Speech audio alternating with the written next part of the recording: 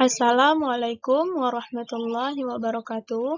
Saya Yulia Sapitri dari Prodi PIAUD dengan NIM 106 2021-014 ingin mempresentasikan PPT saya dengan judul Hak Anak Atas Perlindungan. Materi pertama, kita akan membahas tentang konsep anak. Menurut WJS Purwodarminto, anak adalah manusia yang masih kecil. Menurut R.A. Kusnon, anak adalah manusia muda, muda dalam umur, muda dalam jiwa, dan pengalaman hidupnya, karena mudah terpengaruh keadaan sekitar. Lalu, menurut Sugiri, selama di dalam tubuhnya berjalan proses pertumbuhan dan perkembangan, maka itu masih disebut dengan anak. Jadi, batas umur anak-anak adalah sama dengan permulaan menjadi dewasa, yaitu 18 tahun untuk perempuan dan 20 tahun untuk laki-laki. Lalu kita akan membahas tentang konsep perlindungan. Perlindungan adalah pemberian jaminan atas keamanan, ketentraman, kesejahteraan, kedamaian dari pelindung atas segala bahaya yang mengancam pihak yang dilindungi. Konsep perlindungan anak. Perlindungan anak adalah segala kegiatan untuk menjamin dan melindungi anak dan hak-haknya agar dapat hidup, dapat tumbuh, dapat berkembang, dan dapat berpartisipasi secara optimal sesuai dengan harkat dan martabat kemanusiaan, serta mendapat perlindungan dari kekerasan dan diskriminasi. Perlindungan anak adalah segala usaha yang dilakukan untuk menciptakan kondisi agar setiap anak dapat melaksanakan hak dan kewajiban demi perkembangan dan pertumbuhan anak secara wajar, baik fisik, mental, maupun sosial. Lalu ada juga tujuan perlindungan anak.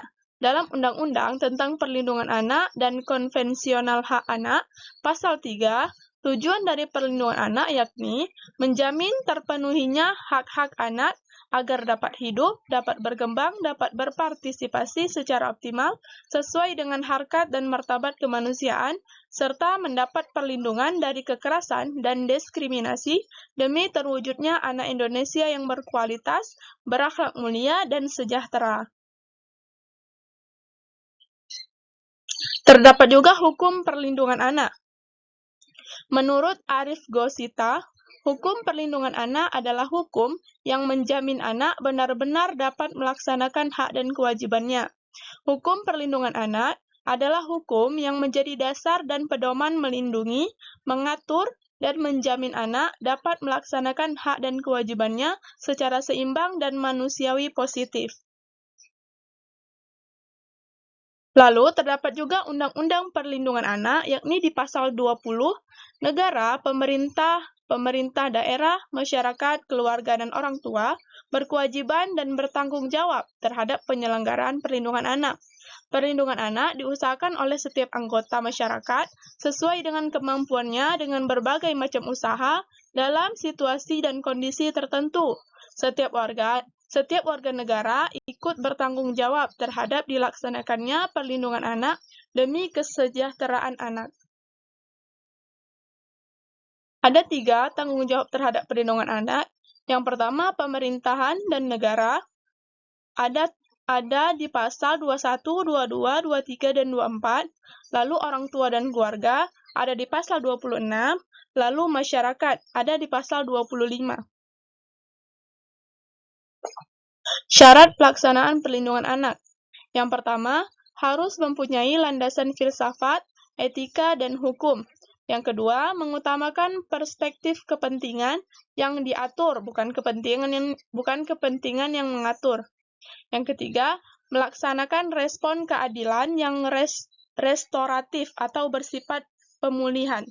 Yang keempat, tidak bersifat insidental dan komplementer, namun harus dilakukan secara konsisten. Yang kelima, bukan merupakan wadah orang yang mencari kesempatan dan keuntungan pribadi atau kelompok. Yang keenam, anak diberikan kesempatan berpartisipasi sesuai dengan situasi dan kondisinya. Yang ketujuh, berwawasan permasalahan atau problem orientasi dan bukan berwawasan target.